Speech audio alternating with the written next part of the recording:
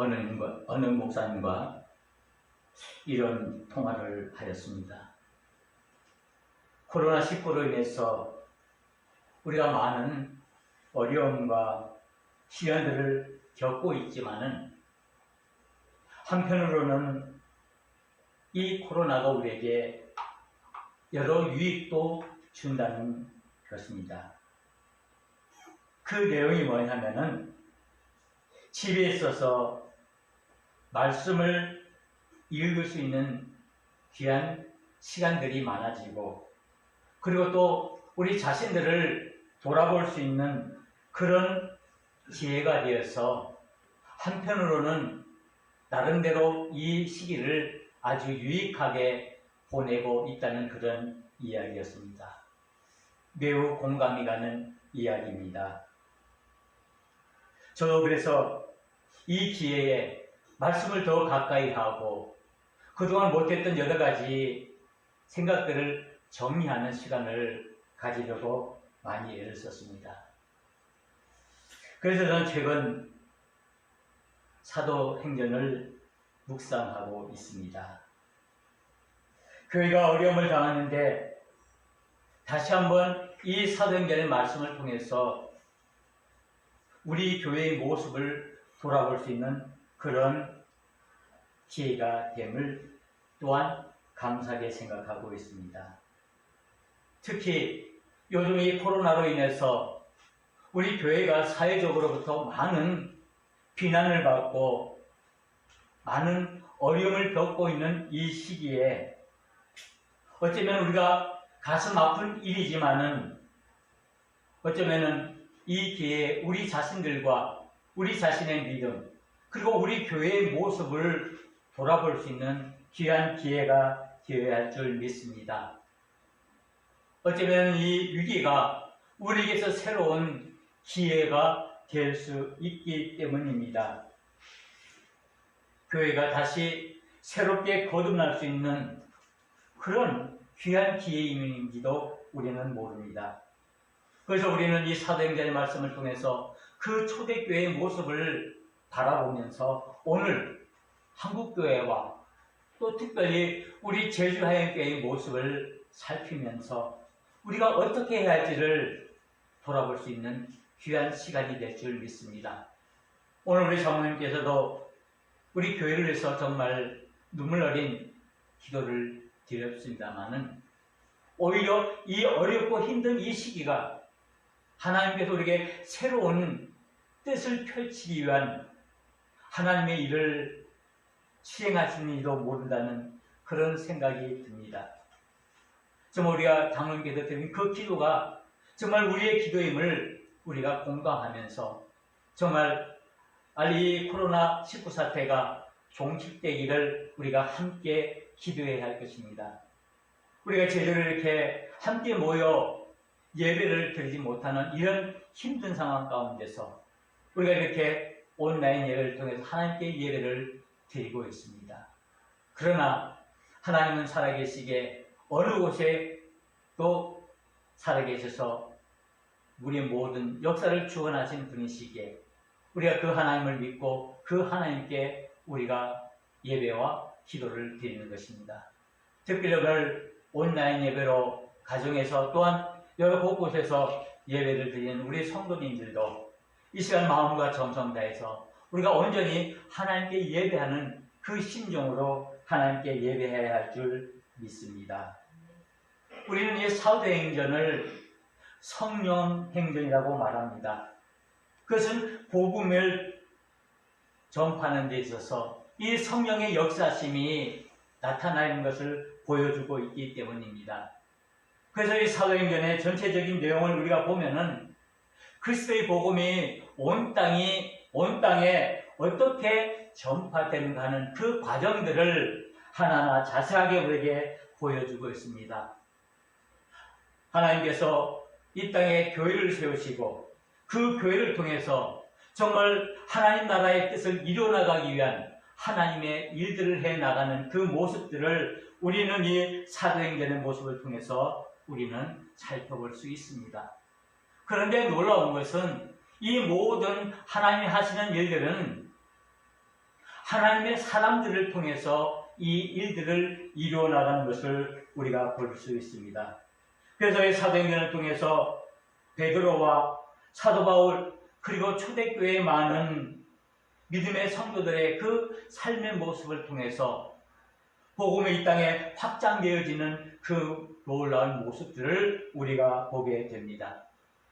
특이한 것은 이 초대교회가 정말 많은 박해와 어려움 속에서도 굴하지 아니하고 그 복음을 위해 목숨까지 바치는 그런 일들이 있음으로 인해서 그 교회가 더욱더 성장해지고 부흥해가는 모습들을 우리가 볼 수 있습니다. 바로 이것이 십자가의 복음이며 그리고 하나님의 능력임을 우리는 믿습니다. 사도행전 1장 8절에서 말하는 것처럼 오직 성령이 너희에게 임하시면 너희가 권능을 받고 예루살렘과 온 유대와 사마리아와 땅끝까지 이르러 내 증인이 되리라 하신 이 말씀이 하나하나 이루어져가는 그 모습을 우리는 이 사도행전의 말씀을 통해서 우리가 깨달을 수가 있습니다. 하나님께서 구원하시는 그 구원의 사역의 모습들을 우리가 바라볼 때 너무나 놀랍고 너무나 감사할 수밖에 없습니다. 그래서 이 사도행전을 통해서 우리를 향한 하나님의 뜻과 우리 교회를 향한 하나님의 뜻이 무엇인지 우리가 분명하게 깨달을 수가 있습니다. 그리고 더 나아가서 이 사도행전의 모든 말씀들을 통해서 과연 교회가 무엇인지 또 교회가 무엇을 해야 하는지 그리고 그 교회를 지켜가기 위한 그 믿음이 과연 무엇인지를 우리는 깨달을 수가 있습니다. 하나님께서는 하나님의 꿈과 하나님의 비전을 이루어나가는 그 모습들을 이 사도행전의 말씀을 통해서 우리에게 보여주고 있습니다. 그리고 하나님의 원하시는 그 하나님과 꿈들을 그 비전들을 우리에게 제시해주고 있는 것입니다. 우리는 이 말씀을 통해서 하나님께서 우리를 부르시고 우리를 택하신 그 목적을 우리는 분명히 깨달을 수가 있습니다. 그것은 바로 우리가 하나님의 꿈을 이루기 위해서 하나님의 사람들로 우리가 택함을 받았고 우리가 그 택함을 통해서 우리가 사용됨을 우리에게 말씀하고 있는 것을 우리가 깨닫게 됩니다. 과연 하나님은 어떤 사람들을 쓰시고 사용하실까요? 재물이 많고 학식이 많고 세상 경험이 많은 그런 사람들, 하나님 물론 그런 사람들 쓰시고 사용하시겠죠. 그러나 이 사도행전을 통해서 우리에게 말씀하시는 그 하나님의 사람들은 하나님의 마음에 합한 사람임을 우리에게 잘 말씀해 주고 있습니다. 하나님께서 쓰시는 사람은 하나님의 마음에 합한 사람입니다. 결코 세상적으로 재능이 많고 많은 재물을 가지고 많은 권력을 가지고 많은 학식을 가진 그런 유명하고 똑똑한 사람보다는 오히려 겸손하게 하나님 말씀에 순종하고 하나님의 마음에 합한 그런 사람을 사용하고 있음을 보고 있습니다. 그래서 때로는 그 사람들이 많은 시련과 연단들을 통해서 그들이 온전히 세워지기도 합니다. 때로는 그들이 가난 속에 있기도 하고 때로는 많은 핍박과 많은 박해 속에 많은 고난과 역경 속에 처하기도 합니다. 그러나 그들은 굴하지 아니하고 그 가운데서 하나님의 뜻과 하나님의 비전을 바라보며 그들에게 주어진 모든 사명들을 하나하나 감당해 나가며 하나님의 나라를 이루어나가는 그 모습들을 우리가 볼 수 있습니다. 오늘 이 사도행전에 가장 많이 등장하는 인물이 바로 우리가 잘 아는 사도 바울입니다. 이 사도 바울은 우리가 잘 아는 것처럼 처음에는 예수를 믿는 사람들을 박해하고 그들을 잡아 죽이는 일들을 하는 그런 사람이었습니다. 그가 예수라는 이름만 듣기만 해도 까무랄 정도로 예수를 싫어했던 그였지만은 그가 다메섹 도상에서 부활하신 예수님을 만난 그 이후로 그가 온전히 그의 삶이 변해 온전히 복음을 증거하고 예수 그리스도의 십자가를 증거하는 믿음의 사랑으로 변모된 것을 우리가 볼 수가 있습니다. 그래서 복음의 일꾼으로 쓰여지고 그로 인해서 많은 이방인들에게 살아계신 하나님의 복음을 증거하는 그 모습을 우리가 보게 됩니다. 그래서 그 복음은 예루살렘으로부터 소아시아를 거쳐서 유럽으로 온 세계 땅끝까지 전파되는 그런 모습들을 우리가 보게 됩니다. 오늘 이 사도행전 27장에 있는 말씀은 바로 그 내용 중에 한 부분으로 로마로 호송되어 가는 그 바울의 이야기입니다. 바울이 복음을 전하다가 그에 반대되는 많은 사람들에 의해서 고소를 당하고 붙잡혀서 이제 로마로 재판을 받기 위해서 호송되는 그런 과정입니다. 로마는 그 당시 세계의 중심지입니다. 그래서 이 세계의 중심지에 복음이 들어갈 수 있는 기회가 이루어지는 것을 우리가 볼 수가 있는데 바로 여기서 하나님의 역사심이 나타나는 그런 모습을 보게 됩니다. 오늘 우리가 살고 있는 이 세상, 복음으로 많은 곳곳에 이 복음의 내용이 흩어져 있지만은 그러나 그 복음에 온전히 이루어지지 못하는 그런 안타까운 그런 현실에 있음을 볼 수가 있습니다.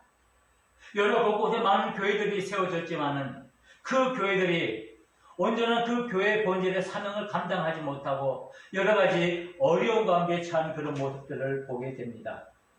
그런 것들은 외부적인 여러 가지 상황으로 인해서 그런 문제도 생길 수도 있기도 하겠지만은 내부적으로도 교회 안에서 일어나는 많은 어려운 문제들로 인해서 이 복음이 온전히 증거되지 못하는 그런 안타까운 현실이 있기도 합니다. 그래서 우리는 이제 이 시기에 우리 자신들의 믿음을 돌아보면서 우리 교회가 무엇을 해야 할 것인지, 우리가 그리스도의 복음을 위해서 우리가 어떻게 해야 할지를 돌아볼 수 있는 귀한 시간이 되어야 할 것입니다.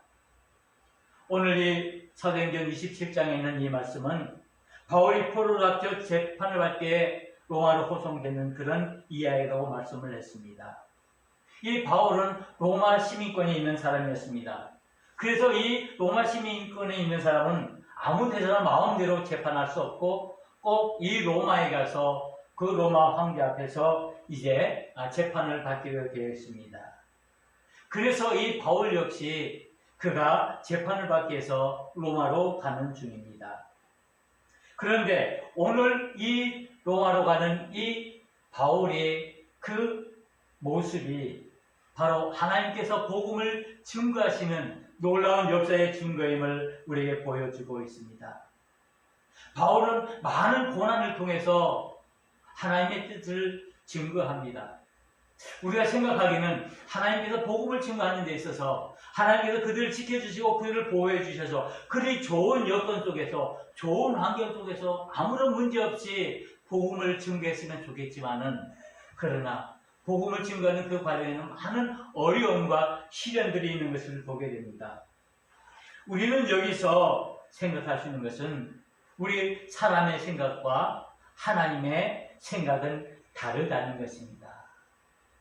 하나님께서 복음의 이 뜻을 이루기 위해서 하나님께서 행하시는 그 생각은 우리 사람들이 생각하는 것처럼 그리 안일하고 편한 방법을 택한 것이 아니라 많은 고난과 역경들을 통해서 그리고 그 믿음의 사람들을 통해서 이 복음을 증거하는 모습을 우리가 보게 됩니다.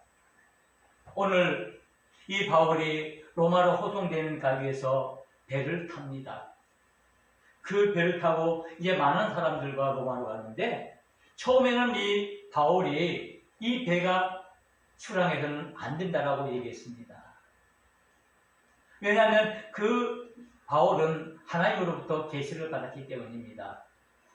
그러나 그 배의 주인과 선장들은 그의 말을 믿지 않고 그들의 지식을 믿고 날씨가 지금 현재는 너무나 잔잔하고 너무나 출항하기 좋은 날씨이기 때문에 그 배를 출항시켰습니다. 그런데 그 배가 출항하는 그 도중에 이제 태풍을 만나게 됩니다. 풍랑을 만나게 되는데 오늘 그 풍랑의 이름이 유라굴로라는 풍랑입니다. 이 유라굴로라는 말은 이제 방향을 알 수 없는, 향방을 알 수 없는 동풍이라는 그런 뜻을 가지고 있습니다. 우리가 성경에 보면 이 풍랑에 대한 이야기가 많이 나옵니다. 즉 폭풍우에 관한 이야기인데 우리가 가장 잘 알고 있는 얘기가 요나의 이야기. 요나가 하나님의 말씀에 불순종해서 하나님의 말씀을 거스려 다시스로 이제 도망하다가 그가 큰 풍랑을 만나서 그가 그 큰 물고기 뱃속에서 어려움을 당하는 그런 이야기. 그리고 신약에 보면 예수님께서 제자들과 이제 배를 타고 가는 중에 갑자기 풍랑이 일어나서 제자들이 두려움에 떨고 있는 그 모습의 이야기가 있습니다. 그리고 오늘 이 사도행전 27장에 보면은 이 바울과 많은 사람들이 배를 타고 로마로 이제 가는 도중에 유라굴로라는 폭풍을 만나는 그런 상황입니다. 이제 우리는 근래 많은 태풍으로 인해서 우리는 많은 어려움을 겪고 있습니다. 또 이제 내일 모레 또 이제 우리나라를 향해서 또 태풍이 올라온다고 그럽니다. 특별히 우리 제주도는 이 태풍이 지나게 되면 꼭 이 제도를 거쳐야 하기 때문에 많은 어려움과 많은 피해를 겪고 있습니다. 이 태풍에는 많은 이름들이 있죠. 우리가 지난번에 겪었던 그 태풍의 이름은 마이삭이었습니다. 올해만도 여러분들 기억되는 이름들이 있죠. 뭐 장미, 그리고 뭐 바비, 마이삭, 그리고 이번에 오는 태풍의 이름이 뭡니까? 하이선이라는 이름이죠. 이 하이선이라는 이름은 그 뜻은 해신이라는 그런 뜻이 있습니다. 중국에서 붙인 이름인데 원래 이 태풍의 이름은 어떻게 지어지냐면은 원래 1993년 호주에서 그 날씨를 예보하는 그 예보관들에 의해서 처음으로 이 태풍의 이름을 붙였다고 합니다. 처음에는 그 당시 이 예보관들이 이 이름을 붙일 때는 그들이 가장 싫어하는 정치인의 이름들을 사용해서 그 태풍의 이름을 붙였다고 그럽니다. 그러다가 2000년에 와서 이 아시아에 있는 14개의 나라가 각 나라에서 10개의 이름을 다 제출해서 그 이름을 이제 순차적으로 이렇게 조합해서 그 이름을 붙인다고 합니다. 그래서 그 태풍의 이름이 계속해서 붙여지는데 우리나라 이름이 바로 뭡니까? 뭐 이 장미라든가 매미라든가 그렇죠. 그런데 이 하이선 다음에 올 태풍 이름이 뭐냐 하면은 혹시 여러분들 아십니까? 북한에서 이름 붙인 태풍의 이름인데 노을이라는 태풍입니다. 이 하이선 다음에 오는 태풍이 뭐라고요? 노을이라는 것인데 바로 그것은 북한에서 붙인 이름입니다.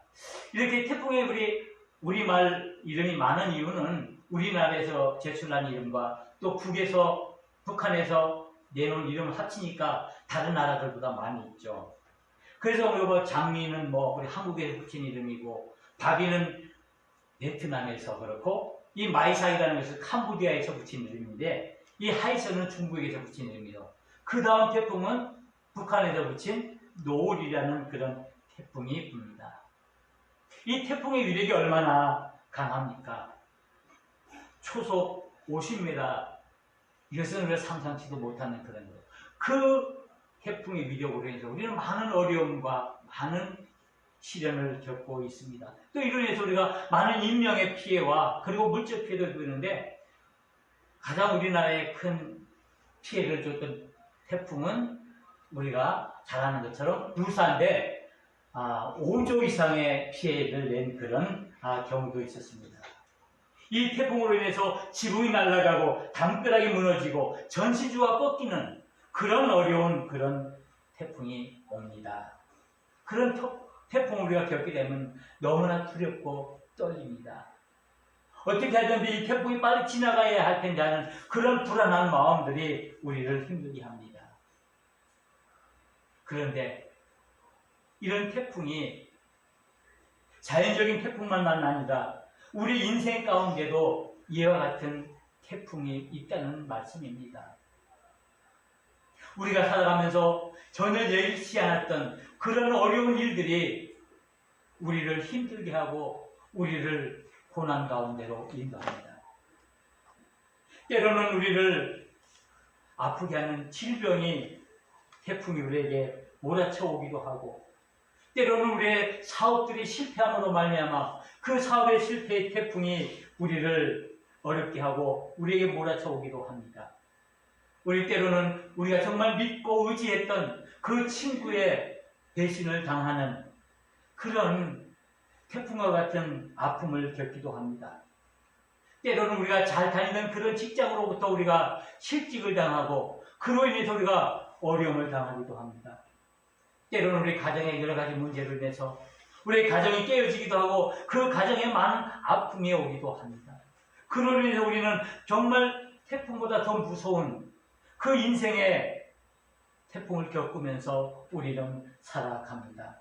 그리고 우리는 이 풍랑과 같은 혼란 속에서 우리는 정말 아파하고 너무나 힘들어하는 그런 가운데 우리가 경험하게 되는 일들이 너무나 많이 있습니다. 그래서 우리는 때로는 좌절하고 그것으로 인해서 우리는 늘 실망하고 절망 가운데서 우리는 어렵고 힘든 그런 삶을 살아갑니다. 마치 이 유라굴로레라는 풍랑을 만나고 그 배가 파산되어지기 전 마을 거기 있는 모든 물건들을 다 바다에 내던지고 그들이 죽음 앞에서 두려움을 떨고 있는 이 모습처럼 우리의 인생의 삶 속에서도 정말 우리를 두렵게 하는 우리의 삶을 뒤흔들어 놓는 그 무서운 태풍들과 같은 그런 일들이 우리를 어렵게 하는 그런 순간들이 너무나 많이 있어서 우리는 그것 때문에 우리는 정말 너무나 많은 아픔을 겪고 있습니다.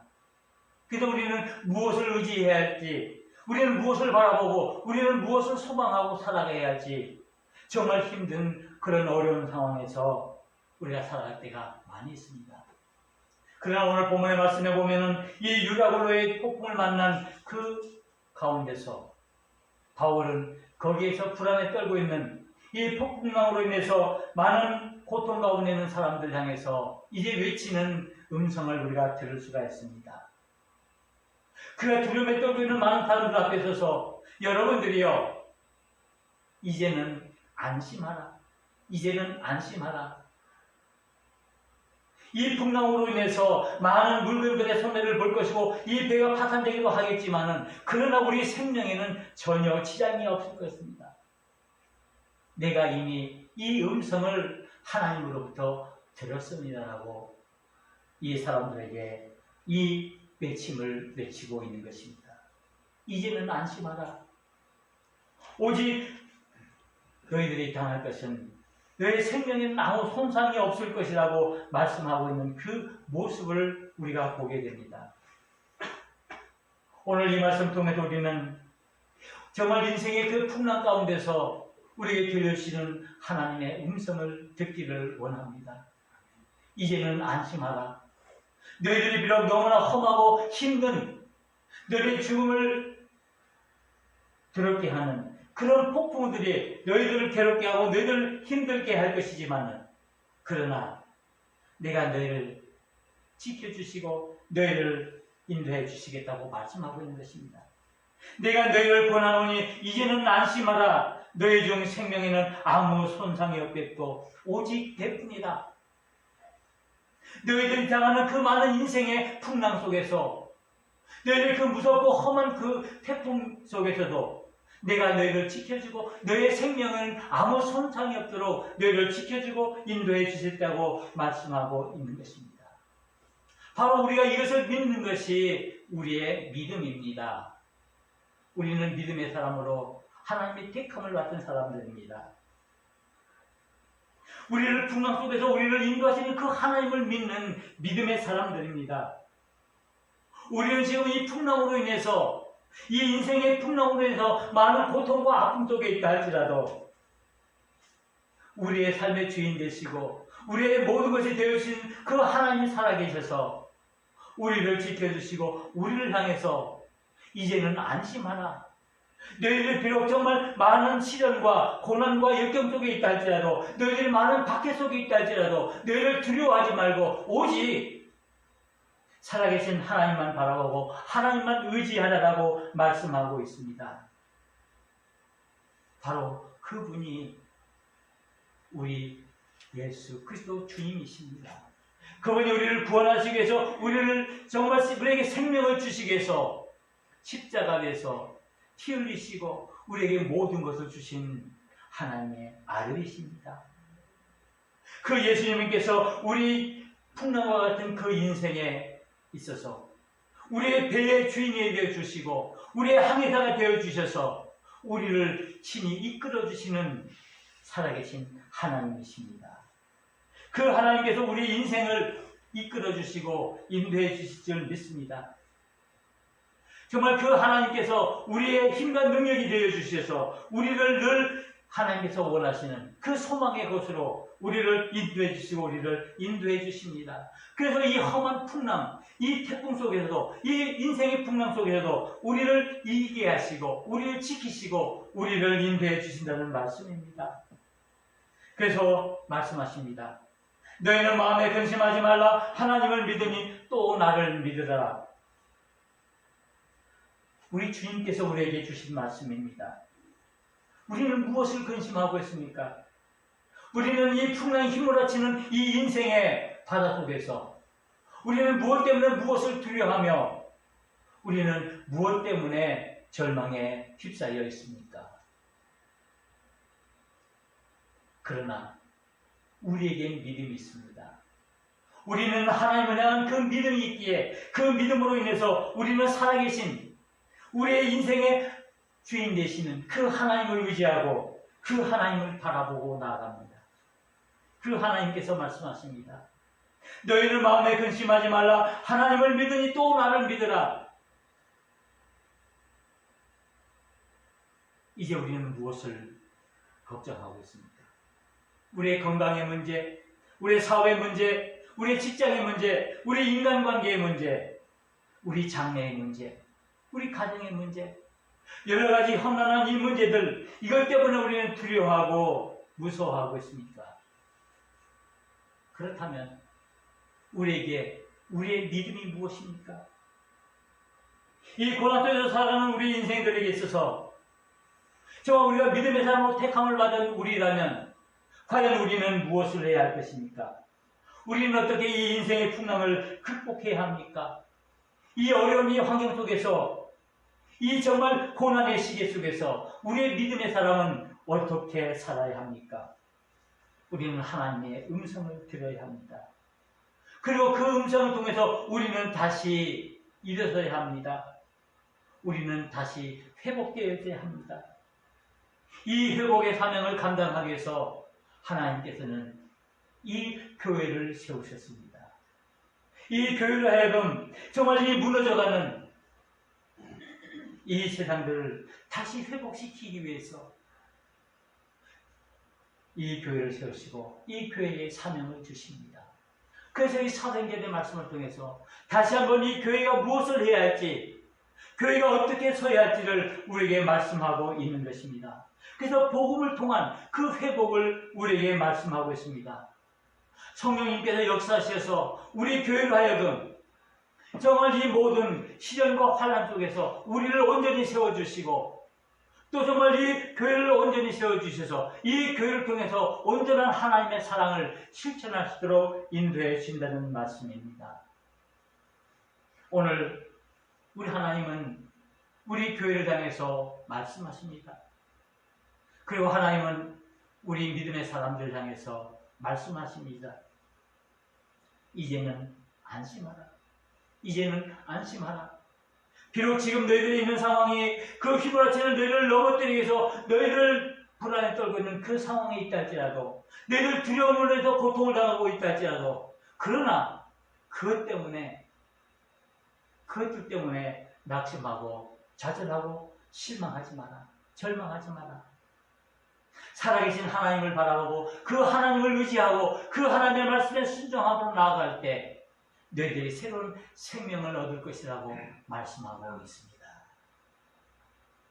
이제는 안심하라. 폭풍 속에 들리는 이 하나님의 음성에 귀를 기울이시는 우리 믿음의 사람들이 되어야 할 것입니다.